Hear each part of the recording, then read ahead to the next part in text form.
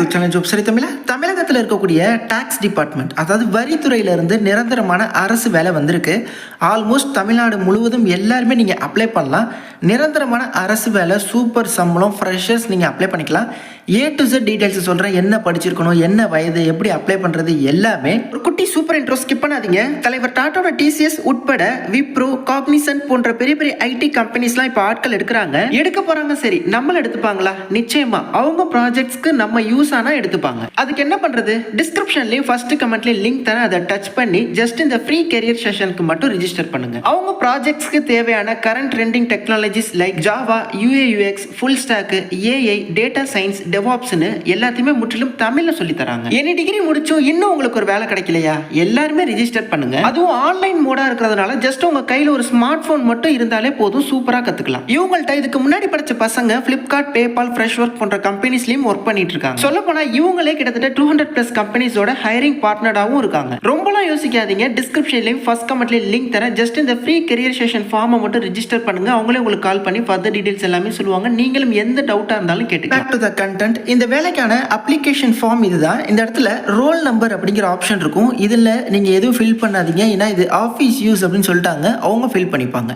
First இந்த இடத்துல உங்களோட பாஸ்போர்ட் சைஸ் ஃபோட்டோவை இந்த இடத்துல ஒட்டிடுங்க. ஒட்டிட்டு பாதி பேப்பர்லேயும் பாதி ஃபோட்டோவில் வர மாதிரியும் உங்கள் சைன், அதாவது யார் அப்ளிகண்ட்டோ அவங்க சைன் மேலே வந்து நீங்கள் பண்ணிடுங்க. அதாவது டு பி செல்ஃப் அட்டஸ்டட் அப்படின்னு சொல்லியிருக்காங்க. ஓகே, அதாவது இந்த ஃபோட்டோவோட இந்த கார்னரில் போடுங்க. இந்த மேலே இப்படி போடுறது அது மாதிரிலாம் போடாதீங்க. பாதி ஃபோட்டோலையும் பாதி வந்து பேப்பர்லேயும் வர மாதிரி. அடுத்து உங்களோட பெயர், உங்களோட ஸ்கூல் சர்டிஃபிகேட், 10th சர்டிஃபிகேட்டில் அப்பா பெயர், அம்மா பெயர், இது எல்லாமே பிளாக் லெட்டர், அதாவது கேபிட்டல் லெட்டரில் ஒரு பாக்ஸ்லேயும் ஒரு லெட்டர் மென்ஷன் பண்ணி கொடுங்க. அடுத்து அட்ரஸ் அதே மாதிரி மென்ஷன் பண்ணுங்கள். பர்மனண்ட் அட்ரஸ் அதே மாதிரி கொடுங்க. அதாவது இது வந்து correspondent address, permanent address almost ரெண்டுமே வந்து சேமாக தான் இருக்கும், கொடுத்துக்கோங்க. அடுத்து ஃபோன் நம்பர், மொபைல் நம்பர் கொடுத்துக்கோங்க. லேண்ட்லைன் இருந்தால் கொடுங்க, இல்லைனா ஜஸ்ட் இந்த மாதிரி ஒரு ஐஃபோன் அப்படிங்கிறத போட்டுருங்க. அடுத்து Aadhaar number, email ID, date of birth எல்லாமே கொடுங்க. டேட் ஆஃப் பர்த் வந்து அந்த டேட்டை மென்ஷன் பண்ணுங்கள். கீழே என்ன வயது அப்படிங்கிறத வேர்ட்ஸில் வந்து கொடுங்க. அதே மாதிரி age as and closing date of application. So இந்த டேட்டின் படி உங்கள் வயது என்ன அப்படின்னு சொல்லி கேட்குறாங்க.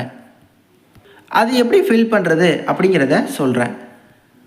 ஜஸ்ட்டு கூகுளில் DOB கால்குலேட்டர் அப்படின்னு சொல்லி போட்டிங்கன்னா ஏதாவது ஒரு லிங்க் வரும். ஸோ இந்த இடத்துல உங்களோட டேட் ஆஃப் பர்த் அப்படிங்கிறத கொடுத்துக்கோங்க. அதாவது உங்களோட பிறந்த தேதியை வந்து நீங்கள் கொடுத்துக்கலாம். ஓகே, ஸோ என்னவோ அதை நீங்கள் கொடுத்துக்கோங்க. அடுத்து age at the date of அப்படிங்கிற ஆப்ஷன் இருக்கும். இந்த டேட்டில் க்ளோசிங் டேட் அப்போது உங்களோட ஏஜ் என்ன அப்படின்னு கேட்டிருக்காங்க. ஸோ அதுதான் இந்த 17/3/2025 இதை கொடுக்கணும். ஸோ இந்த இடத்துல டேட் வந்து 17 அப்படின்னு சொல்லி கொடுத்துக்கலாம். 3 அப்படின்னா மார்ச் 2025 கொடுத்து கால்குலேட் கொடுத்தீங்க அப்படின்னா உங்களோட வயது என்ன, எத்தனை வருஷம், எத்தனை மாதம், எத்தனை டே அப்படிங்கிறது வந்துடும். ஸோ இதை நீங்கள் இந்த பாக்ஸில் வந்து நீங்கள் கொடுத்துடலாம். இந்த க்ளோசிங் டேட் அப்போது உங்களுக்கு எத்தனை வயசு, எத்தனை மாதம், எத்தனை டே ஆகியிருக்கு நீங்கள் பிறந்து அப்படின்னு. அடுத்து ஆனா பெண்ணா, லாங்குவேஜஸ் நோன், என்னென்ன லாங்குவேஜ் தெரியும், தமிழ், இங்கிலீஷ், வேறு என்ன லாங்குவேஜ் தெரியும், கமா போட்டு கொடுத்துருங்க. நேஷ்னாலிட்டி இந்தியன், ஸோ அதை நீங்கள் கொடுத்துக்கலாம். அடுத்து experience details, experience educational qualification and experience. So first இந்த இடத்துல எஜுகேஷ்னல் குவாலிஃபிகேஷன் டீட்டெயில்ஸ் கொடுத்துருங்க. ஒன்றுன்னு போட்டு ஃபஸ்ட்டு 10th டீட்டெயில்ஸ் கொடுங்க. 10th எந்த இயர் 10th முடிச்சிங்க, அப்புறம் என்ன போர்டு, பாஸாக ஃபெயிலாக, ஸோ அதை நம்ம கொடுத்துக்கலாம். அதுக்கப்புறம் 10th அப்புறம் என்ன படிச்சிருக்கீங்க, 12th அப்படின்னா 12th. அடுத்து டிகிரி அப்படின்னா டிகிரியோடது, எதுவோ அதை நீங்கள் கொடுத்துக்கலாம். அடுத்து கீழே எக்ஸ்பீரியன்ஸ் இருந்துச்சுன்னா எக்ஸ்பீரியன்ஸ் தொடர்பான டீட்டெயில்ஸ், எங்கே எக்ஸ்பீரியன்ஸ் இருக்குது அப்படின்ட்டு. பட் எக்ஸ்பீரியன்ஸ் அப்படிங்கிறது கட்டாயம் இல்லை, ஃப்ரெஷர்ஸே நீங்கள் எலிஜிபிள் தான்.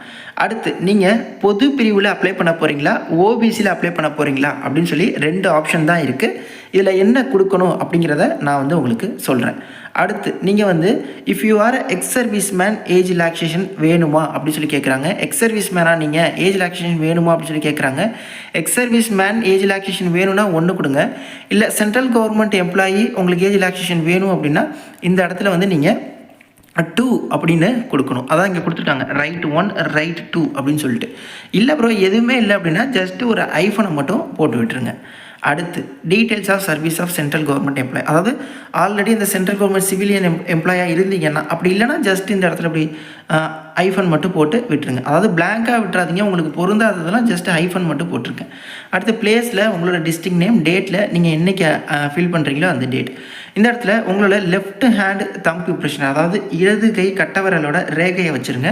இந்த இடத்துல உங்களோட சைனை வந்து போட்டுருங்க. இதுதான் application form.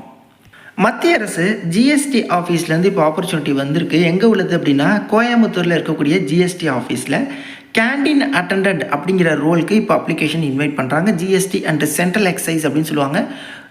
Coimbatore GST commissionerate. Okay, so இங்கேருந்து இப்போது மொத்தமாக 3 வேக்கன்சி அப்படிங்கிறது வந்திருக்கு. ஸோ இருக்கக்கூடிய 3 வேக்கன்சியில் 2 வேக்கன்சி யூஆருக்கு கொடுத்துருக்காங்க, பொது பிரிவினருக்கு. ஸோ யூஆருக்கு கொடுத்துருக்கிறதுனால நீங்கள் எந்த பிரிவாக இருந்தாலும் அப்ளை பண்ணலாம். ஒரு வேக்கன்சி ஓபிசி கொடுத்துருக்காங்க, அதாவது பிசி, எம்பிசி, டிஎன்சி, பிசிஎம், ஓபிசியில் வருவீங்க. ஒரு வேக்கன்சி ஓபிசிக்கு கொடுத்துருக்காங்க. ஸோ நீங்கள் ஓபிசியில் வரீங்கன்னா அந்த ஒரு போஸ்ட்டுக்கு அப்ளை பண்ணுங்கள். மீதி உள்ளவங்க எல்லாரும் இந்த யூஆர்னு போட்டு யூஆரில் அப்ளை பண்ணுங்கள். ஓகே, ஸோ இதுக்கு வந்து குரூப் சியில் வருது. ஆரம்ப சம்பளம் 18,000, ரிட்டையர் இருப்போம் 56,000. இது இல்லாமல் அடிஷ்னல் அலவன்ஸ் பெனிஃபிட்ஸ் எல்லாமே சேர்த்து ஆரம்ப சம்பளமே ஒரு 25,000க்கு மேலே இருக்கும். 18லேருந்து 25 வயசு வரையில் அவங்க அப்ளை பண்ணலாம். நீங்கள் ஓபிசியில் அப்ளை பண்ண போகிறீங்க அப்படின்னா மட்டும் 28 வயசு வரை அப்ளை பண்ணிக்கலாம். இல்லை அப்புறம் நான் பொது பிரிவில் அப்ளை பண்ண போகிறேன் அப்படின்னா உங்களுக்கு 18லேருந்து 25 தான். நீங்கள் என்ன தான் எஸ்சியாக இருந்தாலும், எஸ்டியாக இருந்தாலும், இல்லை ஓபிசியாக இருந்தாலும், நீங்கள் பொது பிரிவில் இருக்கிற வேக்கன்சிக்கு அப்ளை பண்ண போகிறீங்கன்னா பொது பிரிவுக்கு என்ன வயது வரும்போ அதுதான் உங்களுக்கும். ஸோ உங்களுக்கும் அப்போ 25 தான். ஓபிசியில் ஒரு வேக்கன்சி இருக்கிறதுனால ஓபிசியில் அப்ளை பண்ணுறவங்க மட்டும் 28 வயசு வரையும் அப்ளை பண்ணிக்கலாம். அடுத்து என்ன படிச்சிருக்கணும் அப்படின்னா மெட்ரிகுலேஷன், அதாவது 10th பாஸுங்க. மெட்ரிகுலேஷன் தான் படிச்சிருக்கணுமா? சிபிஎஸ்சி, ஸ்டேட் போர்டு, அப்புறம் கவர்மெண்ட் ஸ்கூல்லாம் எலிஜிபிள் இல்லையான்னு சொல்லி கேட்குறீங்க. அப்படி கிடையாது. எதில் நீங்கள் 10th படிச்சிருந்தாலும் எலிஜிபிள் தான். அப்ளிகேஷன் ஃபீஸ் அப்படிங்கிறதெல்லாம் எதுவுமே இல்லை. டைரக்ட் ரெக்ரூட்மெண்ட்டில் தான் எடுக்கிறாங்க. வர 17ஆம் தேதி வரை உங்களுக்கு டைம். அப்ளிகேஷன் ஃபார்ம் சொல்லியிருந்தேன், அதை நீங்கள் பிரிண்ட் அவுட் எடுத்து தெளிவாக நீங்கள் ஃபில் பண்ணிடுங்க எப்படின்னு சொல்லிட்டேன். ஸோ அதில் லெஃப்ட் ஹேண்ட் தம்ப் இம்ப்ரெஷன், அதாவது அந்த சைனு, கட்டவரல் ரேகை, இடது கை கட்டவரல் ரேகையோட அந்த ரேகையை வந்து நீங்கள் வச்சிடணும். ஓகே, அதே மாதிரி அது அப்ளிகேஷனோட என்னென்ன டாக்குமெண்ட்ஸ்லாம் நீங்கள் இணைக்கணும் அப்படின்னா, கல்விக்கான சான்று, குறிப்பாக 10th மார்க் ஷீட், 10th மேலே நீங்கள் படிச்சிருக்கீங்க அப்படின்னா அதோட மார்க் ஷீட். அடுத்து வயதுக்கான சான்று, அது வந்து உங்களோட பர்த் சர்டிஃபிகேட்டாக இருக்கலாம், இல்லை 10th மார்க் ஷீட்டே கூட ஓகே தான். அதில் வந்து உங்களுக்கு அந்த 10th டேட் ஆஃப் பர்த் இருக்கும். இல்லை டிசி அப்படின்னா இன்னும் பெஸ்ட்டு அது. அப்புறம் கேட்டகரி சர்டிஃபிகேட், நீங்கள் ஓபிசி அப்படின்னா ஓபிசி கொடுங்க. மீதி உள்ளவங்க எல்லாருக்குமே அந்த கேட்டகரி சர்டிஃபிகேட் தேவையில்லை, பொது பிரிவினருக்கு. அடுத்து குவாலிஃபிகேஷன் சர்டிஃபிகேட், இது மாதிரி எதுவும் இருக்குது அப்படின்னா இந்த சர்டிஃபிகேட்ஸோட ஜெராக்ஸை தான் நீங்கள் இணைக்கணும். ஒரிஜினல் இணைச்சிடாதீங்க, ஜெராக்ஸை தான் இணைக்கணும். ஜெராக்ஸ்க்கு கீழே யார் அப்ளை பண்ணுறீங்களோ அவங்களோட சைன் பண்ணியிருக்கணும். அதாவது அதில் வந்து அட்டஸ்டட் பண்ணியிருக்கணும் அப்படின்னு சொல்லியிருக்காங்க. ஸோ நீங்கள் உங்களோட சைனை வந்து போட்டுருங்க. ஓகே, அப்ளிகேஷன் ஃபார்மு, அதுக்கு பின்னாடி நான் இப்போ சொன்ன காப்பீஸு, அந்த ஜெராக்ஸ் காப்பீஸில் உங்கள் சைனை போட்டிருக்கணும். அடுத்து அப்ளிகேஷனில் போட்டுறீங்கல்ல ஃபோட்டோ, அதுலேயே 4 ஃபோட்டோ, அந்த அப்ளிகேஷனில் என்ன ஃபோட்டோ ஓட்டுறமோ அதே மாதிரி எக்ஸ்ட்ரா 4 ஃபோட்டோவை நீங்கள் அவங்களுக்கு அனுப்பணும். அது இல்லாமல் 2 கவர் வாங்கிக்கோங்க, ஆஃபீஸ் கவர், ப்ரௌன் கவர் வாங்கிக்கோங்க. ஓகே, ஸோ இதில்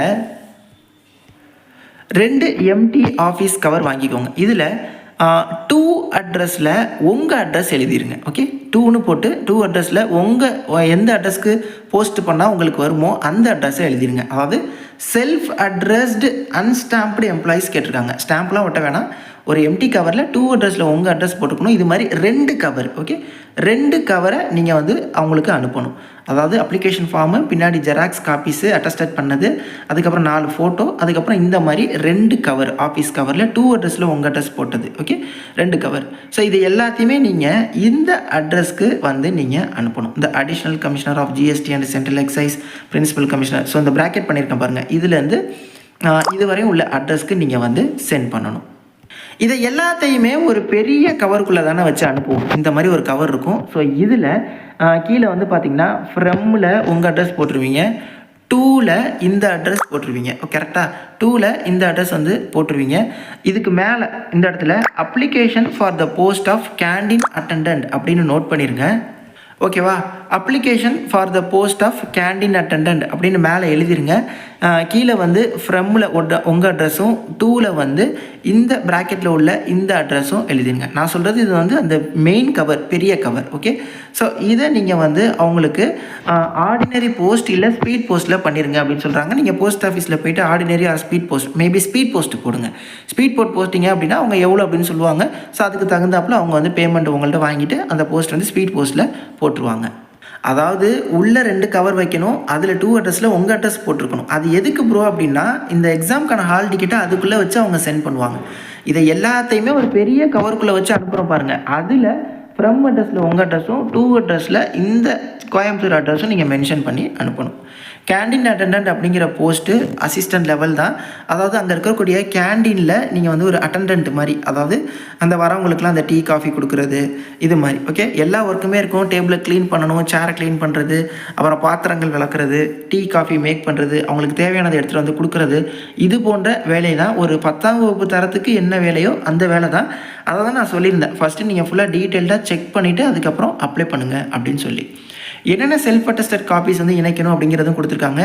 ஆதார் கார்டோட காப்பி, ஓபிசி சர்டிஃபிகேட்டு, அப்புறம் நான் சொன்ன அந்த சர்டிஃபிகேட்ஸு, ஏஜுக்கானது, டிசி, இது எல்லாமே கொடுங்க. அப்புறம் அப்ளிகேஷனில் நிச்சயமாக உங்களோட சைனை போட்டுருங்க. அப்புறம் அப்ளிகேஷனில் ஃபோட்டோ ஒட்டி இருக்கிறதுக்கு மேலே உங்களோட சைனை போட்டுருங்க.